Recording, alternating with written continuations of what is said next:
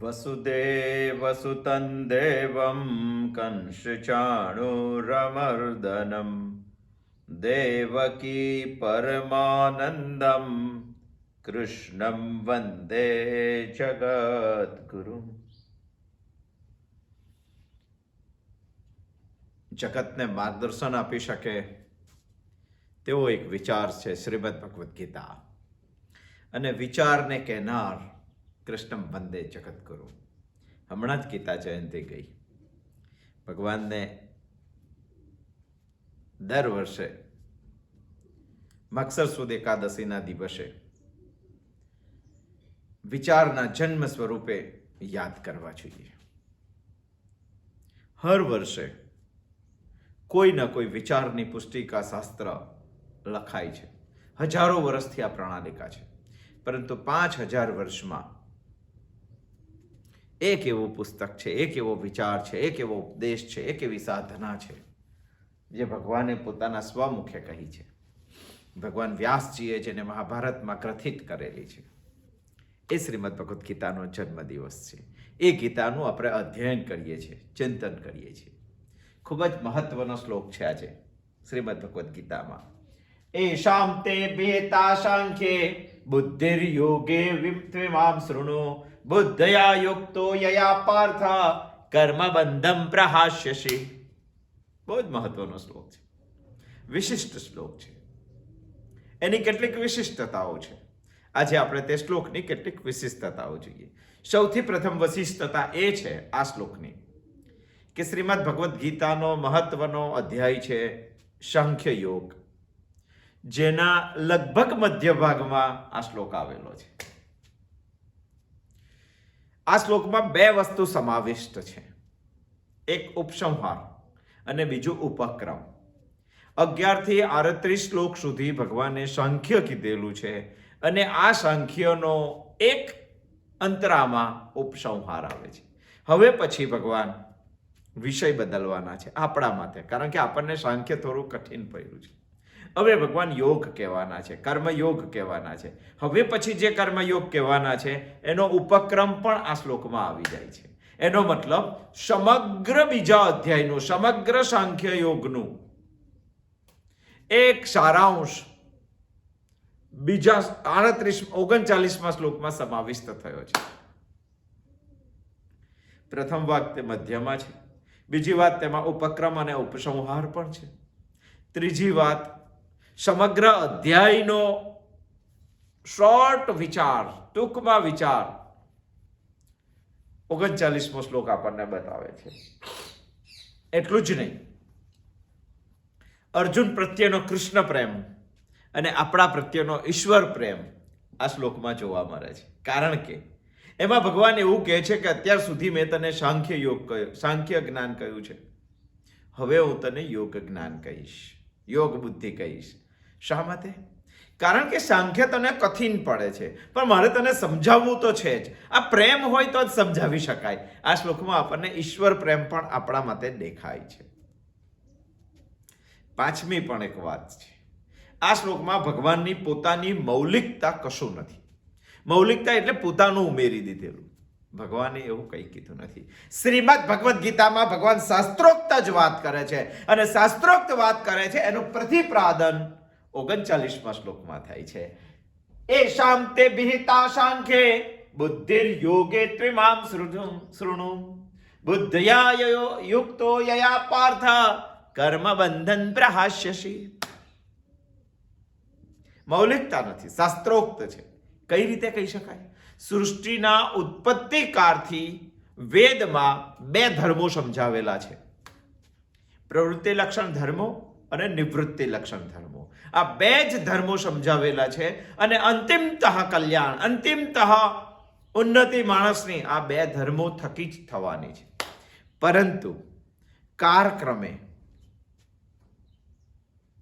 આ બંને ધર્મોમાં લોકો ઊંધું સમજવા લાગ્યા, અને જ્યારે લોકો ઊંધું સમજવા લાગ્યા ત્યારે તેને સુલતું સમજાવવા માટે, તેનું તથ્ય સમજાવવા માટે, તેમાંનું સત્ય સમજાવવા માટે આ ઈશ્વરીય શક્તિને અવતાર તરીકે આ સૃષ્ટિમાં આપવું પડે છે. અને એટલે જ ગીતામાં ભગવાને કીધું છે, ધર્મ સંસ્થાપનાર્થાય સંભવામિ યુગે યુગે.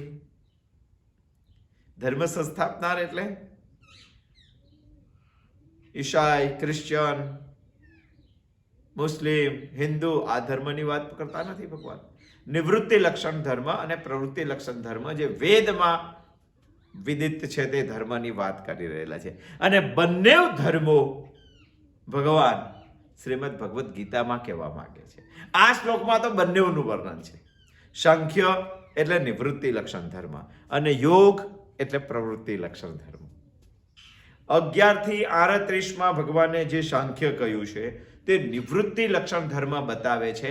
11 થી 38 સુધીમાં જે ભગવાને તત્વજ્ઞાન કીધેલું છે એનો ઉપસંહાર 39મા શ્લોકમાં ભગવાને કીધું છે. એશામ તે બેતા સાંખ્ય. અત્યાર સુધી તને જે સાંખ્ય બુદ્ધિ કહી છે તે 11 થી 38મા શ્લોક સુધી. એશામ તે બેતા સાંખ્ય. અને હવે પછી 40 થી 53મા શ્લોક સુધી ભગવાન યોગ કહેવાના છે. 11 થી 38માં જે કીધું છે તે સાંખ્ય, એને જ આપણે સમ્યક જ્ઞાન, એના જ આપણે તત્વ જ્ઞાન, એને જ આપણે બ્રહ્મ જ્ઞાન કહીએ છીએ. એને શ્રીમદ ભગવદ્ ગીતા સમત્વ બુદ્ધિ કહે છે. એ સામતે ભેતા સાંખ્ય. અત્યાર સુધી તને જે સાંખ્ય બુદ્ધિ કહી છે તે ભગવાન શું કહી રહેલા છે? હે પાર્થ, અત્યાર સુધી તને જે સમ્યક બુદ્ધિ કહી છે તે અને બુદ્ધિ યોગે ત્વિમામ શૃણુ. હવે તને જે યોગ બુદ્ધિ કહેવાનો છું તે સાંભળ. 40 થી 53 શ્લોક સુધી ભગવાન હવે કહેવાના છે. 11 થી 38માં શ્લોક સુધી ભગવાને જે કીધું તેનો ઉપસંહાર આટલા એક ચરણમાં ભગવાને કહી દીધો છે. અને હવે પછી જે ભગવાન કહેવાના છે બુદ્ધિ યોગે ત્વિમામ શૃણુ, એ 40 થી 53 શ્લોક સુધી 14 શ્લોક સુધી જે વાત કરવાના છે તે આમાં કહી દીધી છે. અને એટલે જ ભગવાને એવું કીધું છે કે બુદ્ધયા યુક્તો યયા પાર્થ. બુદ્ધિ યુક્ત હે પાર્થ, કર્મ બંધન પ્રહાસ્યસી. આને જાણીને તું કર્મ બંધનમાંથી મુક્ત થઈ શકશે. કર્મ બંધનને પ્રહાસ્યસી, ત્યાગી શકશે, ત્યજી શકશે. બહુ સુંદર વાત ભગવાને કરી છે. એ સામતે બેતાન સાંખ્ય બુદ્ધિ યોગે ત્વિમામ શૃણુ બુદ્ધયા યુક્તો યયા પાર્થ કર્મ બંધન પ્રહાસ્યસી. બહુ સુંદર વાત કરી છે. બે વાત અહીંયા ભગવાન કરે છે, એક સાંખ્ય અને બીજી યોગ. સાંખ્ય એટલે સમ્યક જ્ઞાન, તત્વ જ્ઞાન, બ્રહ્મ જ્ઞાન, સમત્વ બુદ્ધિ. અને યોગ એટલે કર્મયોગ, નિષ્કામ કર્મયોગ, યોગ બુદ્ધિ. અહીંયા ભગવાન આ કહે છે. સાંખ્ય એટલે નિવૃત્તિ લક્ષણ વૈદિક ધર્મ અને યોગ એટલે પ્રવૃત્તિ લક્ષણ વૈદિક ધર્મ. આ વિચારણાને ભગવાને ખૂબ જ સુંદર રીતે એક સૂત્રતામાં ગૂંથેલી છે, સમજવી જોઈએ. ભગવાને સૌ પ્રથમ આપણને સાંખ્યની વાત કરી. જો ભગવાનની એક સૂત્રતા સમજવી હોય તો આપણે ભગવાને શું કીધું એને પણ થોડુંક સારાંશમાં જોવું જોઈએ. અને હવે ભગવાન શું કહેવાના છે એ ઉપક્રમ અને ઉપસંહાર બંનેને આપણે થોડોક સ્પષ્ટ કરી લેવો જોઈએ આ શ્લોકમાં. તો જ ભગવાન જે કહેવાના છે તે સમજવામાં આપણને મજા આવશે. સાંખ્ય કીધું ભગવાનને. સાંખ્ય એવું કહે છે કે જાનના કાફી હૈ, કરના કુછ નહીં હૈ. મતલબ to know knowledge is enough. જ્ઞાન જ સંપૂર્ણ છે એવું સાંખ્ય કહેવા માંગે. जानना काफी है, करना कुछ भी नहीं है. જ્ઞાન પ્રવૃત્ત સાંખ્ય યોગ છે અને તે સાંખ્યને સમજવો પડે. આપણે પોતે શું છીએ, આપણા સ્વ સ્વરૂપની આપણને વિસ્મૃતિ છે અને એ વિસ્મૃતિને સ્મૃતિમાં બદલવાનું કામ સાંખ્ય કરે છે. આપણે કશીક વસ્તુ ખોળી રહેલા છે, શોધી રહેલા છે, પરંતુ આપણને ખબર નથી કે આપણે જે શોધી રહ્યા છે એ આપણા સ્વ પોતાનામાં છે અને નથી ખબર, માટે શોધવા માટે આપણે ભટકી રહેલા છે. પરંતુ સાંખ્ય આપણને એવું કહે છે કે તું જેટલું વધારે શોધશે, જેટલું વધારે ખોરશે, એટલો વધારે ભટકાઈ જશે. એના કરતા તું ઊભો રહે, સ્થિર થા અને થોડો વિચાર કર. એ સાથે ભેતા સાંખ્ય, થોડો વિચાર કર. આ સાંખ્ય આપણને કહેવા માંગે છે. જ્યારે સંસારમાં આપણે મોહનો નશો છે ત્યારે આપણને શોધવાથી પણ મળતું નથી, બલકે શોધવાથી આપણે ભટકી જઈએ છીએ. એક એક્ઝામ્પલથી આપણે સમજીએ. એક સુંદર મજાનું ઘર હતું, રંગ રોગાન કરેલું, પ્રતાંગણ પણ હતું. ઘરમાં એક જ વ્યક્તિ રહેતો હતો અને એ વ્યક્તિ એક દિવસ દારૂ પીને ચકચૂર બની ગયેલો છે, નશામાં ચકચૂર બની ગયેલો છે અને નશો છે માટે એને ભાન નથી. તો એ માણસ પોતાના ઘરના દરવાજા ઉપર ઊભો રહીને મને મારું ઘર બતાવો, મને મારું ઘર બતાવો, કોઈ મને મારા ઘર સુધી મૂકી જાઓ, આવી જોર જોરથી બૂમો પાડતો હતો. જો ચિત્ર બરાબર સમજવા જેવું છે. સુંદર મજાનું ઘર હતું, ઘરમાં એક જ વ્યક્તિ રહેતો હતો, દારૂ પીધેલો હતો, નશામાં ચકચૂર હતો અને નશામાં ચકચૂર માણસ પોતાના જ ઘરના ઓટલા ઉપર બેસીને દરવાજામાં ઊભો રહીને જોર જોરથી આખા ગામમાં સંભળાય એવી રીતે બૂમ પાડતો હતો, મને મારું ઘર બતાવો, મને કોઈ મારા ઘેર મૂકી જાઓ. તો શું થાય? આપણે આપણા ઘરના દરવાજે ઊભા રહીને જ, આપણે ભગવાનની પાસે ઊભા રહીને જ ભગવાનને શોધીએ છીએ, બૂમો પાડીએ છીએ. કેટલી જોર જોરથી બૂમો પાડીએ છીએ.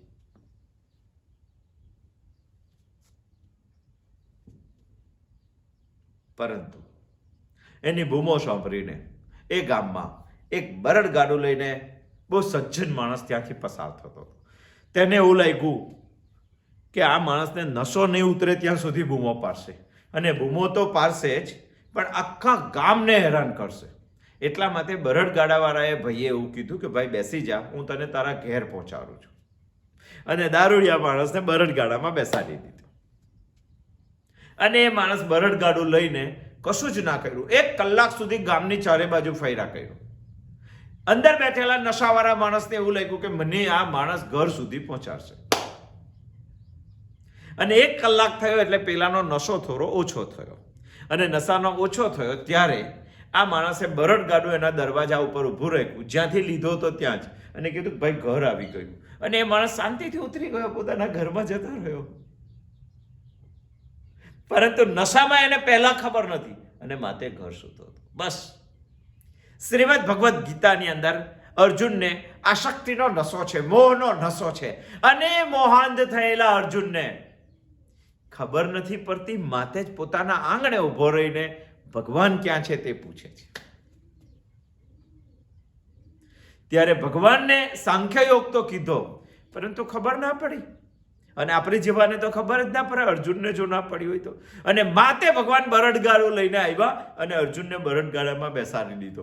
હવે ભગવાન યોગ બુદ્ધિનો ચક્કર લગાડાવશે, કર્મ બુદ્ધિનો ચક્કર લગાડાવશે અને પછી ત્યાં આવીને ઉતારશે કે આ તારા ઘેર આવી ગયો. પછી આપણને પણ એવું લાગશે કે હા, આપણા ઘેર આવી ગયા.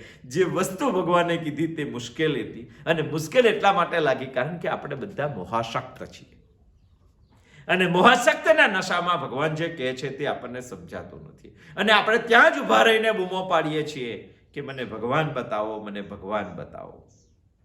અને ત્યારે ભગવાન બરડગાડું લઈને કર્મયોગનો એક રાઉન્ડ મરાવશે આપણને, 14 શ્લોકનો, 40 થી 53 શ્લોક સુધીનો. અને રાઉન્ડ પછી ભગવાન આપણને ઉતારશે ત્યારે આપણને ખબર પડશે કે હવે આપણા ઘેર આવી ગયા છે. અને પછી ઘેર આવ્યા પછી એવું પૂછીશું આપણે, ઓ બરાબર છે, આ જ મારું ઘર છે. ભગવાન કેવું હોય સુંદર ઘર, કેવો કલર કરીએ એને, કેવો જ્યોત પ્રગટાવીએ, કેવું રહે. અને પછી ભગવાન પોતાના ઘેર ઉતાર્યા પછી અર્જુન પ્રશ્ન પૂછશે ભગવાનને કે ખરેખર ભગવાન આવો વ્યક્તિ હોઈ શકે છે? કેવું બોલે છે, કેવું ચાલે છે, કિમ પ્રભાષિત, કિમ વદતી, કેવું બોલે છે, કેવું ચાલે છે, મારે એને જોવો છે. અને પછી ભગવાન 54મા શ્લોકથી એક મહત્વનો વિષય ચાલુ કરે છે, સ્થિત પ્રજ્ઞ. બરાબર એક્ઝેક્ટ ક્રમાનુસાર વિચારસરણી ભગવાનની ચાલેલી છે, એકદમ એક સૂત્રતામાં આપણે સમજવું છે. પરંતુ ભગવાને પહેલા સાંખ્યની વાત કરી. સાંખ્ય એટલે શુદ્ધતમ જ્ઞાન અને યોગ એટલે શુદ્ધતમ કર્મ. આ 2 શબ્દો આપણે સમજવા પડે અને આ 2 શબ્દોને આપણે સમજીએ તો જ શ્રીમદ ભગવદ્ ગીતા પણ આપણને સમજ પડે. એમાં સૌથી પહેલું આપણે જોયું છે, ભગવાન એવું કહે છે કે એશામ તે વિહિતા સાંખ્યે. આ શબ્દ ભગવાન સૌથી પહેલા કહે છે. આને આપણે સમજવો પડે. 11 થી 38 આપણું જો ઉપર ગયું હોય તો થોડુંક શોર્ટમાં આ આપણે સમજી લેવું પડે, તો આ શ્લોક સમજાય અને ત્યાર પછી ભગવાનજી કહે છે બુદ્ધિર યોગે ત્વિમામ શૃણુ, હવે તું સાંભળ, તો તે પણ આપણને સમજાય. શું કહે છે ભગવાન? સાંખ્ય વિશે કહે છે. સાંખ્ય એક દર્શન છે, સાંખ્ય એક શાસ્ત્ર છે, દર્શન શાસ્ત્ર. આપણે જાન્યુઆરીથી એટલે હવે ટૂંક સમયમાં શરૂ કરવાના છે બ્રહ્મચિંતન શૃંખલા. બ્રહ્મચિંતન એટલે અન્ય દર્શનોનું ખંડન અને વેદાંત દર્શનનું મંદન, એવું એક બ્રહ્મસૂત્ર ભગવાન વ્યાસે લખેલું છે. પણ એ બ્રહ્મસૂત્ર સમજવા માટે ખંડન બંધન વાળી પ્રક્રિયાને સમજવી પડે, અને ખંડન બંધનની પ્રક્રિયા સમજવા માટે આપણે આપણા દર્શન શાસ્ત્રો સમજવા પડે. 9 દર્શનો છે, એમાંથી સદ દર્શન તો આપણે સમજવા જ પડે, પરંતુ એક એક દર્શનને સમજવા માટેનો તેનો બેઝ જોઈએ છે. મને એવું લાગે છે કે 3જો 4થો અધ્યાય પૂરો થયા પછી આપણે દર્શન શાસ્ત્રો શરૂ કરીએ, એટલે જાન્યુઆરીમાંથી નહીં, પરંતુ એકાદ વર્ષ પછી નહીં તો બધું જ અઘરું આવશે તો પછી કશું નહીં ખવાય. એટલે દર્શન શાસ્ત્ર આપણે હજુ એકાદ 1.5 વર્ષ રાહ જોઈએ. 2જો અધ્યાય પૂરો થાય પછી કંઈક વિચારીએ, 3જા અધ્યાયની શરૂઆત થાય પછી કંઈક વિચારીએ. પરંતુ અહીંયા ભગવાને એશામ તે વિહિતામ સાંખ્યે શબ્દ વાપરેલો છે, અને માટે આપણે ભગવાનનું થોડીક વિચારસરણીને એક સૂત્રતામાં જોવા માટે આનો વિચાર કરીએ કે સાંખ્ય શું છે. સાંખ્ય એક દર્શન છે, સાંખ્ય એક શાસ્ત્ર છે. સાંખ્ય એ બ્રહ્મ વિષયક ચિંતન કરવા વાળું, જીવ વિષયક ચિંતન કરવા વાળું, જગત વિષયક ચિંતન કરવા વાળું એક સૈદ્ધાંતિક શાસ્ત્ર છે. એને આપણે સમજવું પડે. કોઈને પણ સમજવા માટે કશુંક તો હોવું, જેમ કે ઇતિહાસ આપણે સમજવો છે, તો ઇતિહાસ એ વસ્તુ છે કે બની ગયેલી ઘટનાને ત્રાદ્રશ્ય સ્વરૂપે હજારો વર્ષો પછી પણ આપણા સમક્ષ રજૂ કરે છે. એવી એક લેખન પદ્ધતિ, એવી એક વાંચન પદ્ધતિ છે, તેને આપણે ઇતિહાસ કહીએ. સમજો કે ભૂગોળ સમજવું છે, તો ભૂગોળ એટલે પૃથ્વી ગોળ છે, અને આવી જે ભૂગોળ છે તેની ચારે બાજુનું વાત આપણે જે સમજવા માંગીએ છીએ તે ભૂગોળ છે. સમજો કે નાગરિક શાસ્ત્ર સમજવું છે, તો આ દેશમાં નાગરિકત્વ પ્રાપ્ત કરવા માટે માણસે કમસે કમ શું પારવું જોઈએ, અને નાગરિકત્વની વ્યવસ્થા સાચવવા માટે દુનિયામાં શું શું હોવું જોઈએ, નાગરિક શાસ્ત્ર છે. વિજ્ઞાન સમજવું છે, મારી બુદ્ધિમાં ઉતરે એવો સત્ય સિદ્ધાંત દુનિયામાં ક્યાં ક્યાં પ્રવૃત્ત છે, શબ્દ વારંવાર વાપરું છું, અને એવી મારી બુદ્ધિએ શોધી કાઢેલા સિદ્ધાંતોને દુનિયાની સમક્ષ રજૂ કરવા માટેના કેટલાક થિયરિકલ ને પ્રેક્ટિકલ વાતો આપણે દુનિયા સમક્ષ મૂકી છે, વિજ્ઞાન છે. તો બ્રહ્મની બાબતમાં સત્ય વાત મને કહેવા વાળાની જેને હિંમત કરેલી છે એ છે દર્શન શાસ્ત્ર, સાંખ્ય દર્શન. કારણ કે ભગવાન અહીંયા વાત કહી છે તેસામ વિહિતામ સાંખ્યે. હું તને અત્યાર સુધી સાંખ્ય દર્શન સંભળાવી ચૂક્યો છું, અને હવે યોગ બુદ્ધિ કહેવાનો છું. બુદ્ધિર યોગે ત્વિમામ શૃણુ, હું ભગવાન એવું કહે છે. તો સાંખ્ય એ આપણે થોડું વિચારવું જોઈએ. કપિલ મુનિ તેના રચયિતા છે, એના રચયિતા છે કપિલ મુનિ. અને કપિલ મુનિના મમ્મી અને પપ્પાનું નામ છે, માતા અને પિતાનું નામ છે કપિલ મુનિના પિતાનું નામ છે કર્દમ ઋષિ, અને માતાનું નામ છે દેવહૂતિ. આ બેનું સંતાન છે. બહુ મોટો ઇતિહાસ છે. કર્દમ પણ બહુ મોટા માણસ છે, અને દેવહૂતિ વિશે પણ જાણવું જોઈએ. પરંતુ અહીંયા આપણો વિષય છે એશામ તે વિહિતામ સાંખ્ય. એ સમજવાની આપણે કોશિશ કરીએ છીએ. આપણે સમજવો છે શબ્દ પહેલો સાંખ્ય, અને સાંખ્ય શબ્દ મૂળ શબ્દ ઉપરથી આવેલો છે સંખ્યા. સંખ્યા ઉપરથી શબ્દ આવેલો છે સાંખ્ય. સમ્યક આખ્યાયતે, અને સંખ્યાની સંધિ છૂટી પાડીએ તો સમ વત્તા ખ્યા, આ 2 શબ્દ આવે છે, બરાબર સંખ્યા. તો સમ વત્તા ખ્યા શું કહેવા માંગે છે? સમ્યક ખ્યાયતે આખ્યાયતે તત્વ વિવેચનમ ક્રિયતે અન્યા ઇતિ પ્રક્રિયા વિશેષ સંખ્યા. જેમાં બરાબર ધ્યાન દઈને સાંભળજો. આપણે સમજવું છે સાંખ્ય. સાંખ્ય એટલા માટે સમજવું છે કે ભગવાને એવું કીધું અર્જુનને, એશામ તે વિહિતા સાંખ્ય. અત્યાર સુધી મેં તને સાંખ્ય કહ્યું છે, હવે હું તને યોગ કહીશ. અત્યાર સુધી સાંખ્ય કીધું છે 11 થી 38 શ્લોક સુધીનું. આ 39મો શ્લોક છે, બીજા અધ્યાયનું લગભગ મધ્યમાં છે. અને આગળનું ને પાછળનું બંને સમજાવે છે તો આખા બીજા અધ્યાયનો સારાંશ આમાં આવી જાય છે. ભગવાન શું કહેવા માંગે છે તે, અને શું કહેવા માંગે છે તો આપણે 11 થી 38 ને જોવામાં 19 અઠવાડિયા થયા છે અને ઘણી બધી વાત ભૂલી ગયા છે. તો ભગવાનની એક સૂત્રતાને સમજવા માટે થોડુંક સાંખ્ય વિશે જોઈએ છે. સાંખ્ય શબ્દ સંખ્યા ઉપરથી આવેલો છે. સાંખ્ય એક દર્શન શાસ્ત્ર છે. કપિલ મુનિએ રચેલું દર્શન શાસ્ત્ર છે. કર્દમ ઋષિ અને દેવહૂતિના એ પુત્ર છે. સાંખ્ય શબ્દ સંખ્યા પરથી આવેલો છે. સંખ્યામાં તે એવું કહેવાયું છે, સમ્યક ખ્યાયતે આખ્યાયતે તત્વ વિવેચનમ ક્રિયતે અન્ય ઇતિ પ્રક્રિયા વિશેષ સંખ્યા.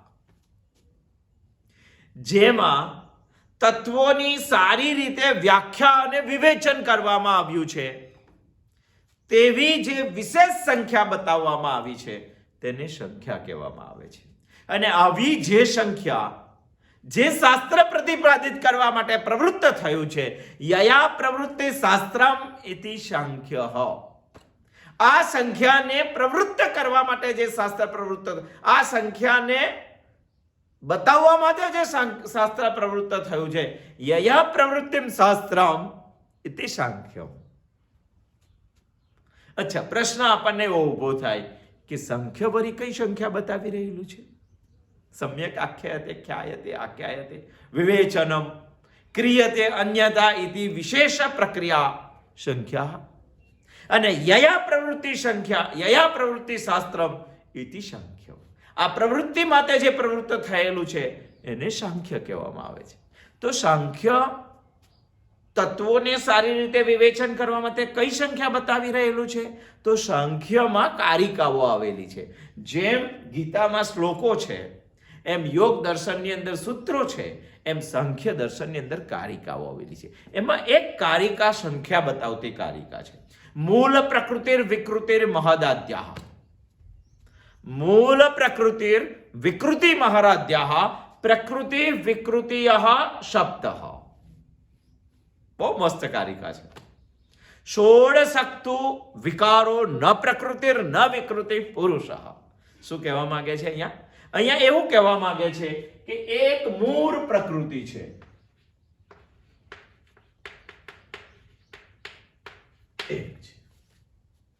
મૂળ પ્રકૃતિ વિકૃતિર મહાદદ્યાહ પ્રકૃતિર વિકૃતિ શબ્દ. મૂળ પ્રકૃતિ છે જે વિકાર વાળી નથી, જે બદલવા વાળી નથી. અને તેમાં બીજા 7 પ્રકૃતિ વિકૃતિ છે.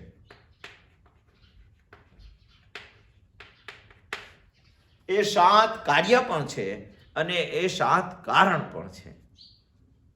કોઈકનું કાર્ય છે અને કોઈકનું કારણ છે. સમજવું છે આપણે. એમાં આવે છે મહત્તત્વ, બીજું આવે છે અહંકાર,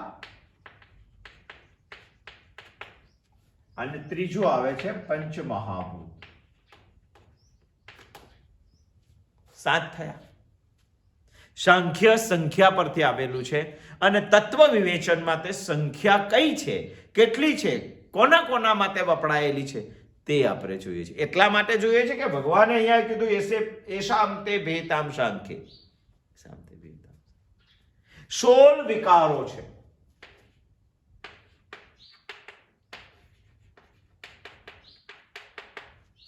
પંચ જ્ઞાનેન્દ્રિય, પંચ કર્મેન્દ્રિય, 11મું મન અને 5 વિષયો.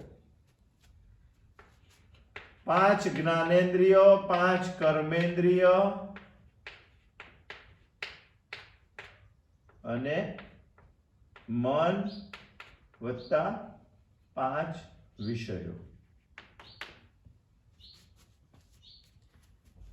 16 વિકારો. કેટલા થયા? 24. પછી એ કીધું છે પુરુષ. જે પ્રકૃતિ પણ નથી, જે વિકૃતિ પણ નથી, એવો જે વિકારી પણ નથી, જે અવિકારી છે, અને ટોટલ કીધા છે 25 તત્વો. સાંખ્ય દર્શનની જો વાત સારાંશમાં કરીએ તો સાંખ્ય દર્શન કપિલ મુનિ આપણને 25 તત્વોની 25 સંખ્યાની વાત કરે છે, અને 25 સંખ્યા યુક્તિપૂર્વક બતાવીને આપણને જીવ જગત જગદીશની સંરચના અને સંબંધ સમજાવવા માટેની યુક્તિ કરેલી કપિલ મુનિએ. બે વાતો સંખ્યાની અંદર મહત્વની છે. એક, આ યુક્તિપૂર્વક સંપૂર્ણ સૃષ્ટિ જગતને સમજાવવાનો પ્રયત્ન કરેલો છે 25 તત્વો બતાવી. બીજું, એની સમજ માણસમાં સ્થિર થવી જોઈએ.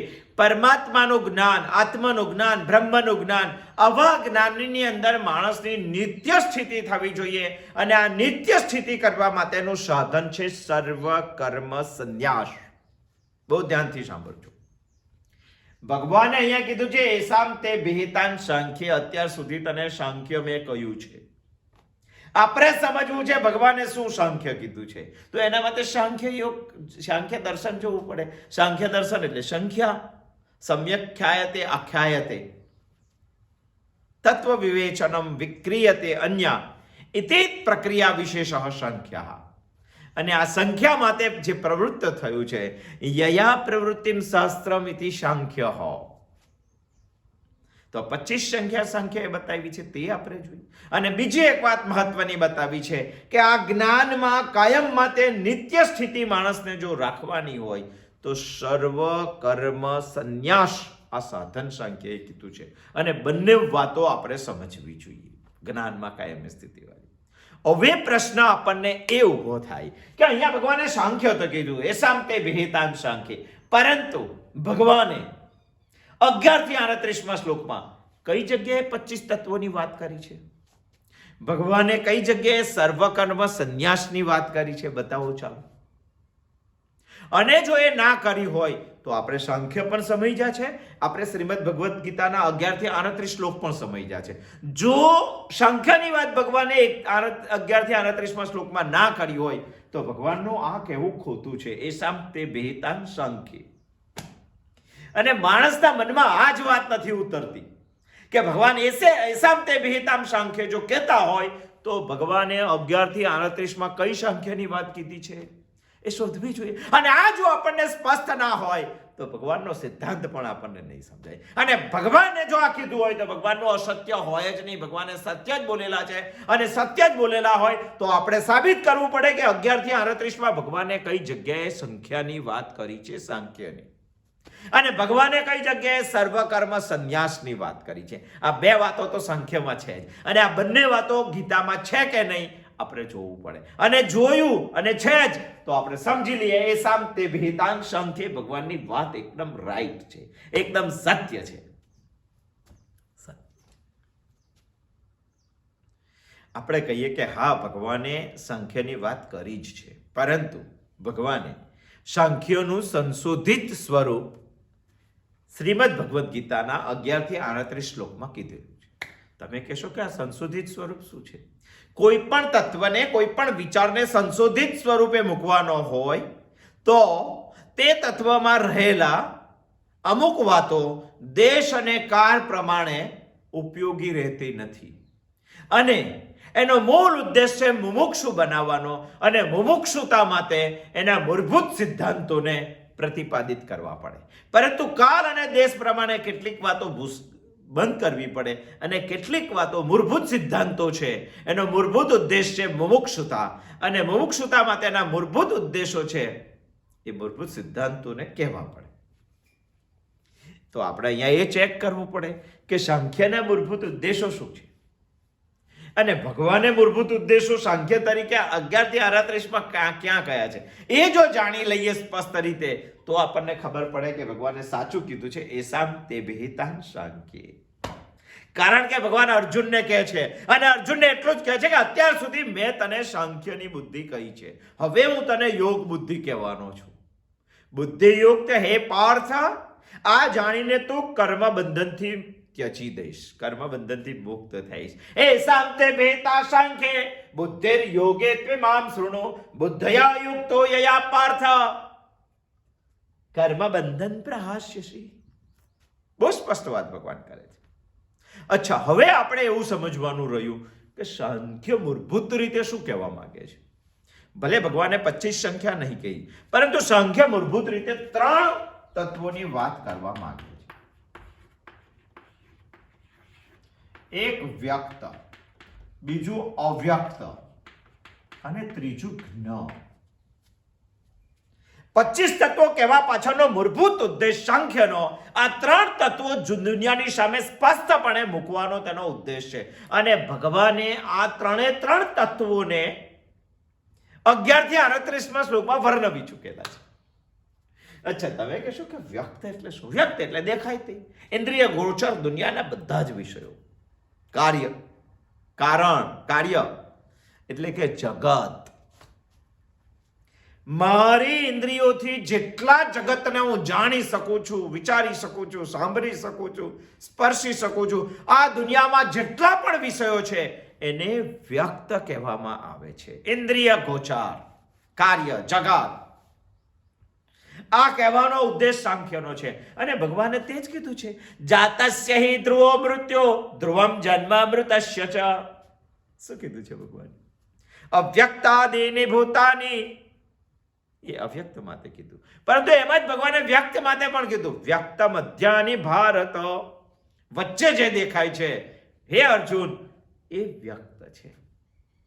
તમે કહો કે ના કે, તમે સમજો કે ના સમજો, 11 થી 38 ભગવાને દુનિયામાં જે વ્યક્ત છે આ બધા જ વ્યક્તના લક્ષણો કહીને એના સ્વરૂપો આપણી સમક્ષ મૂકી દીધા છે.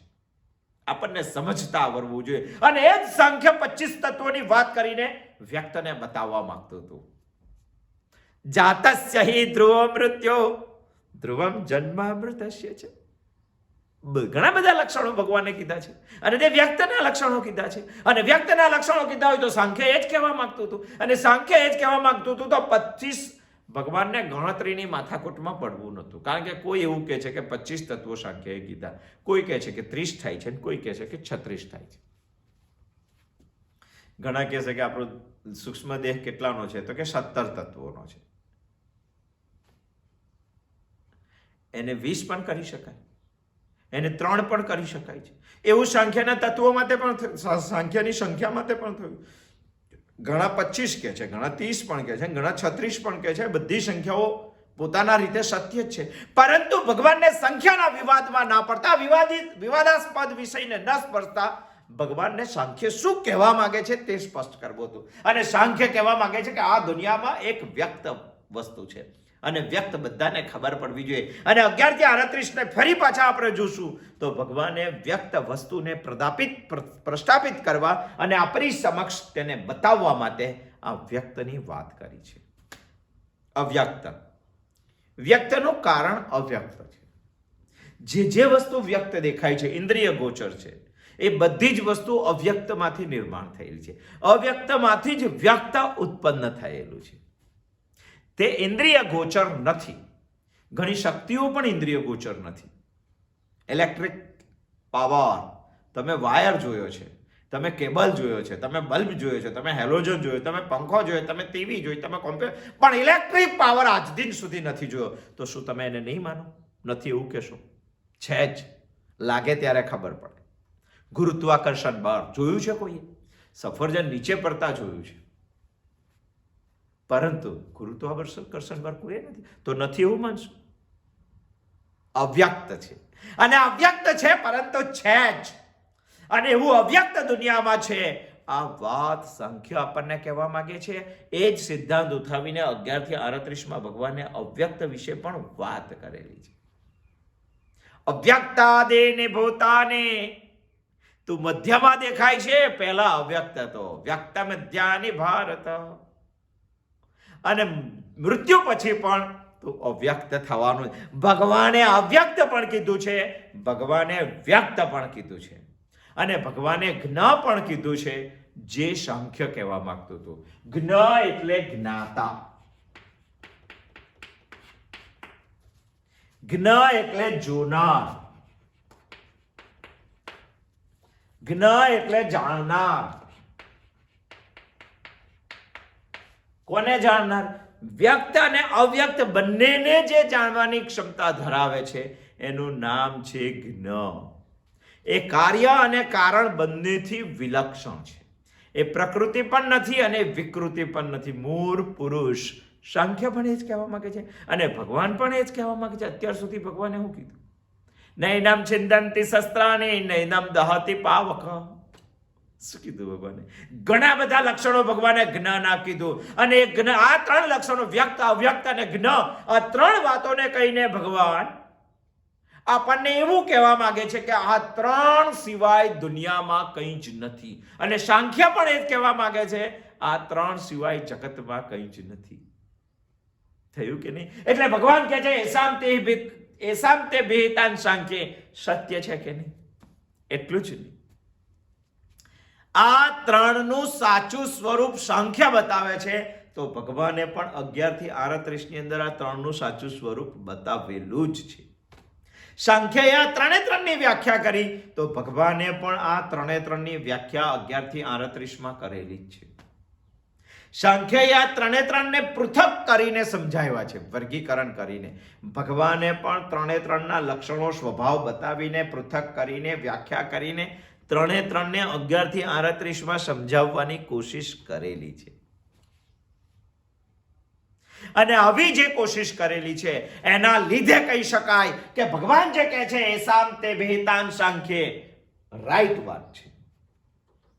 બાકી ઘણા કહે છે કે સાંખ્ય તો તત્વદર્શન છે, સાંખ્ય તો સર્વ કર્મ સંન્યાસની વાત કરે છે. ગીતામાં ક્યાં ભગવાને એ વાત કરેલી છે? અરે એ વાત નથી કરી. કોઈ લાલ શર્ટ પહેર્યો અને એ માણસ એવું કહેવા આવ્યો કે રેડ શર્ટ છે, અને આપણે જેવા એવું કહીએ ગુજરાતી હાવ હોય તે કે રાતો શર્ટ છે. હવે પેલાને રાતો ના ખબર પડે તો આપણે શું કહીએ, અને રાતાવાળાને રેડ ખબર ના પડે તો આપણે શું કરીએ? બંને એક જ છે. સાંખ્યએ જે કીધું તે જ ભગવાને કીધેલું છે. સાંખ્યએ અવ્યક્તની વાત કરી, ભગવાને પણ અવ્યક્તની. સાંખ્યએ વ્યક્તની વાત કરી, ભગવાને પણ વ્યક્તની વાત કરી. સાંખ્યએ જ્ઞની વાત કરી, ભગવાને પણ જ્ઞની. એને વિભાગ પાડીને સંખ્યા બતાવી. ભગવાન સંખ્યાની માથાકૂટમાં પડેલા નથી. મૂળભૂત સિદ્ધાંતોને ઉઠાવી તેનું સ્વરૂપ, તેના લક્ષણો, તેનું પૃથક્કરણ, તેની વ્યાખ્યા બધું જ 11 થી 38 માં બતાવ્યું છે. માટે જ ભગવાન એવું કહી શકે કે શ્રીમદ ભગવદ્ ગીતાનો બીજો અધ્યાય સાંખ્ય યોગ અને શ્રીમદ ભગવદ્ ગીતાના 11 થી 38 માં શ્લોક એટલે સાંખ્ય જ્ઞાન. અને એટલે જ 39 માં શ્લોકમાં ભગવાન અર્જુનને સ્પષ્ટ કહી શકે એસામ તે વિહિતાન સાંખ્ય. હું તને આ સાંખ્ય બુદ્ધિ કહી ચૂક્યો છું. હવે તને બુદ્ધિ યોગે ત્વિમામ શુણુ. હવે તને યોગ બુદ્ધિ કહેવાનો છો. બુદ્ધિયુક્તો યયા પાર્થ. બુદ્ધિયુક્ત થઈને હે પાર્થ કર્મ બંધન પ્રહાસ્યસી. આ કર્મ બંધનને તું ત્યજી દે. આપણે સમજ્યા સાંખ્ય ને સંખ્યાની રીતે. સાંખ્ય બીજી પણ એક વાત કરે છે કે નિત્ય જ્ઞાનની સ્થિતિમાં સ્થિર રહેવા માટે સર્વ કર્મ સંન્યાસ આ એક જ સાધન છે.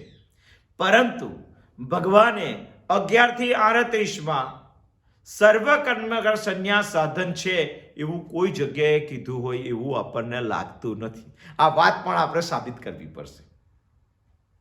એ તો ઘણા માણસને આખી ગીતા વાંચ્યા પછી પણ ખબર નથી પડતી કે સાંખ્ય ભગવાને ક્યાં કીધું છે, અને એટલે સમજ નથી પડતી કે સાંખ્ય યોગ ક્યાં છે.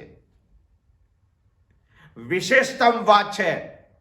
કરદમ અને દેવહૂતિનો પુત્ર હતો કપિલ, અને એટલી જબરજસ્ત વાત કરી છે કે ભગવાને શ્રીમદ ભગવદ્ ગીતામાં ઉલ્લેખ કર્યો છે સિદ્ધાનામ કપિલો મુનિ. સિદ્ધ થયેલા પુરુષોની અંદર કપિલ મુનિ છે શ્રેષ્ઠ. એ હું છું, સિદ્ધાનામ કપિલો મુનિ.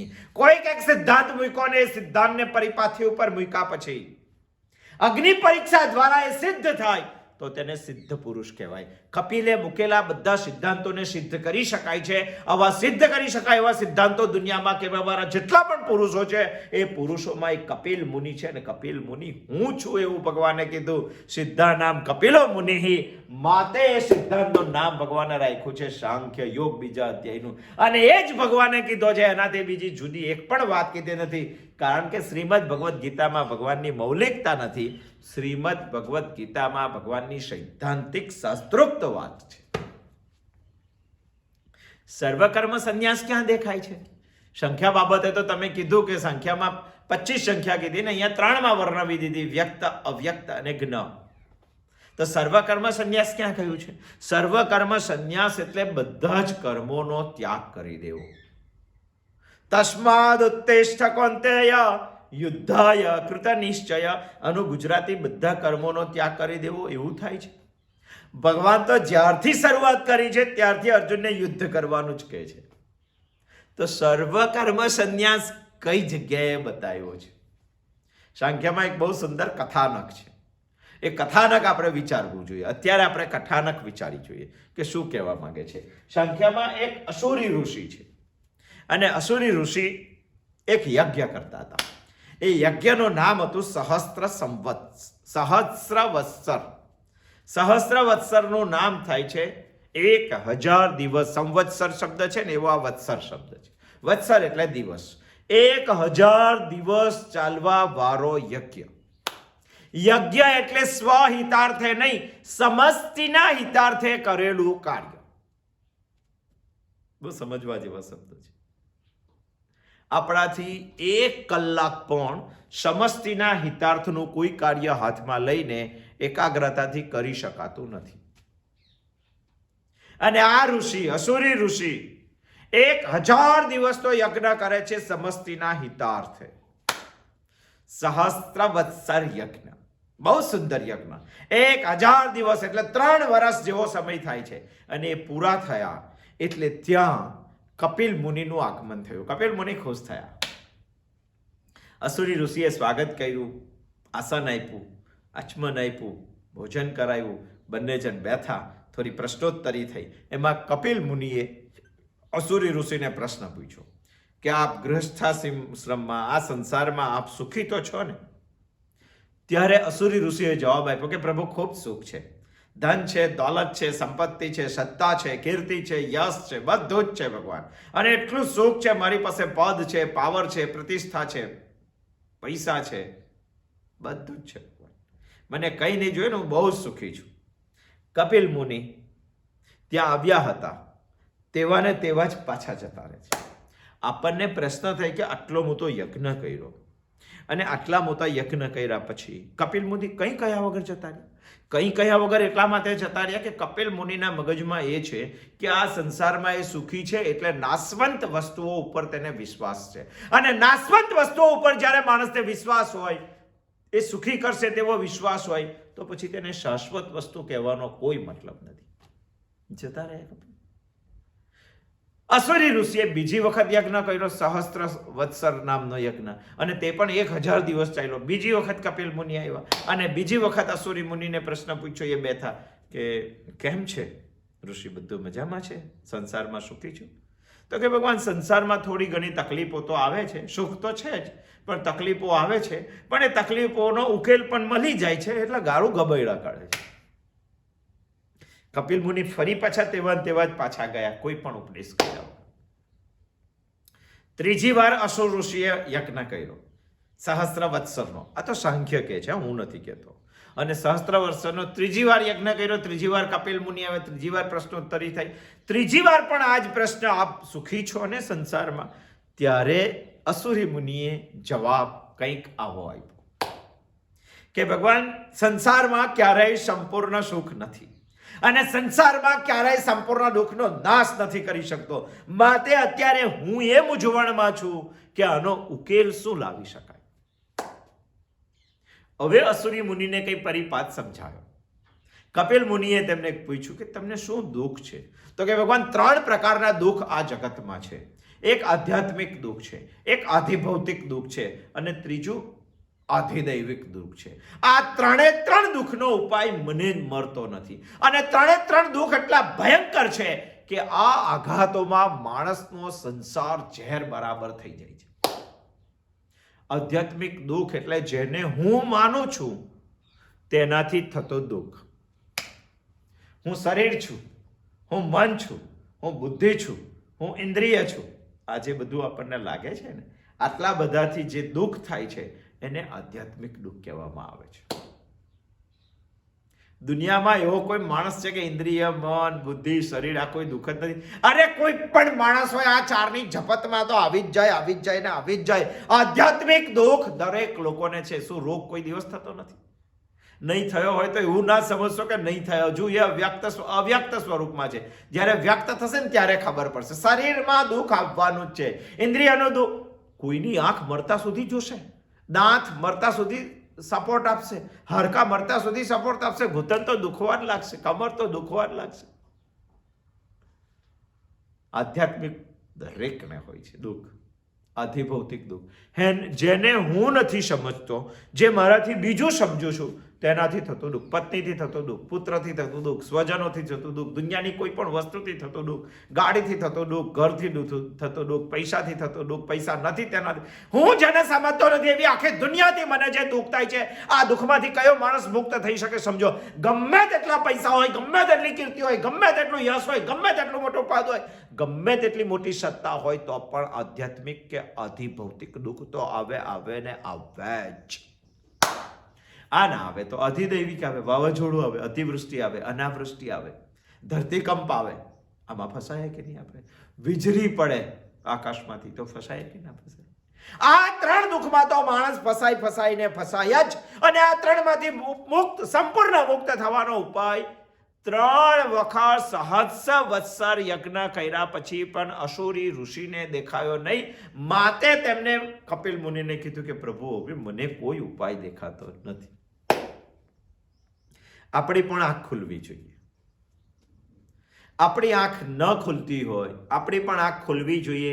આંખ ખોલવા માટે યજ્ઞ કરવાનો હોય તો કરો, સમસ્ત હિતાર્થે કામ કરવાનું હોય તો કરો, પણ દુઃખ મુક્તિ નહીં થાય. અને યજ્ઞ ના કરો ને વિચારોય ના, સાંખ્યને એસામ તે વિહિતાન સાંખ્ય એ પણ ના વિચારો, તો પણ ભગવાનની સૃષ્ટિમાં એવી એક વ્યવસ્થા રાખેલી છે કે એક દિવસ તો તમારી આંખ ભગવાન ખોલશે જ. અને ત્યારે આપણે દુઃખયુક્ત થઈ જશું અને દુઃખ મુક્તિનો ઉપાય શોધશું, જેમ અસુરી મુનિ શોધે. ત્યારે સાંખ્યના કપિલ મુનિએ અસુરી મુનિને કીધું કે ચાલો મારી સાથે. એમની સાથે લઈ જઈને કપિલ મુનિ સાંખ્ય દર્શનના સર્વ કર્મ સંન્યાસનો ઉપદેશ આપે છે. અને સાંભળ્યા પછી અસુરી ઋષિ સંપૂર્ણ દુઃખ મુક્ત થઈ જાય, શાશ્વત સુખને પ્રાપ્ત થઈ જાય છે. આપણને પ્રશ્ન થાય છે કે સંપૂર્ણ કર્મ સંન્યાસ એટલે શું? બધા જ કર્મો છોડી દેવાના. ચાલો એ વાત બરાબર સાંખ્યમાં છે, શ્રીમદ ભગવદ્ ગીતામાં ક્યાં છે? 11 થી 38માં. અને જો ના હોય, ક્યારે ભગવાને કર્મમાં સંન્યાસ લેવાની વાત કરી છે? ભગવાન તો કર્મ કરવા માટે અર્જુનને પ્રવૃત્ત કરે છે. અને આવું જ જો હોય તો એ શાંતિ વિહિતાન સાંખ્ય કેવી રીતે કહેવાય? આ વાત આપણે આવતા સોમવારે આવશું અને સમજશું કે સંખ્યનો સર્વકર્મ સંન્યાસ એ વાત ભગવાને શ્રીમદ ભગવદ્ ગીતામાં 11 થી 38માં ક્યાં કહી છે. અને એ જો સાબિત થઈ જાય તો આ રિયલ સત્ય ભગવાને કીધું છે. એ શાંતિ વિહિતાન સાંખ્ય. અર્જુન, હું તને અત્યાર સુધી સાંખ્ય બુદ્ધિ કહેતો હતો, પરંતુ ભગવાન એવું કહે છે કે હવે પછી તને યોગ બુદ્ધિ કહીશ. આપણે 2 વિષય સમજવાના છે, સાંખ્ય અને યોગ. સાંખ્ય એટલા માટે ડિટેલ સમજીએ છીએ કે આપણે જોઈ ગયા છે. યોગ પણ સમજવાના છે. યોગ એટલા માટે ડિટેલ નથી સમજવાનું કે આપણે હવે 40 થી 53માં એ જ જોવાના છે. યોગ એટલે કર્મયોગ, યોગ એટલે નિષ્કામ કર્મયોગ, યોગ એટલે પ્રવૃત્તિ લક્ષણ વૈદિક ધર્મ, યોગ એટલે યોગ બુદ્ધિ, અને સાંખ્ય એટલે સમ્યક બુદ્ધિ. આ બંને આપણે સમજશું. આવતી વખત આપણે જોશું કે ભગવાને ઈશામ તે વિહિતાન સાંખ્ય જે કીધું છે એમાં સાંખ્યની 2 વાતો આવે છે. પહેલી વાત સાંખ્યની સંખ્યા આવે છે. સમ્યક ખ્યાયતે આખ્યાયતે તત્વ વિવેચનમ ક્રિયતે. અન્ય ઇતિ પ્રક્રિયા વિશેષતઃ સંખ્યા યયા પ્રવૃત્તિમ શાસ્ત્રમ ઇતિ સાંખ્યમ. આ વાત આપણે જોઈ. અને સાંખ્યની બીજી વાત છે નિત્ય જ્ઞાનમાં સ્થિર રહેવા માટે સર્વ કર્મ સંન્યાસ. એને ભગવાને કઈ રીતે 11 થી 38 માં કીધું? આવતા સોમવારે આવશું, આપણે જોશું. અસ્તુ. જય શ્રી કૃષ્ણ.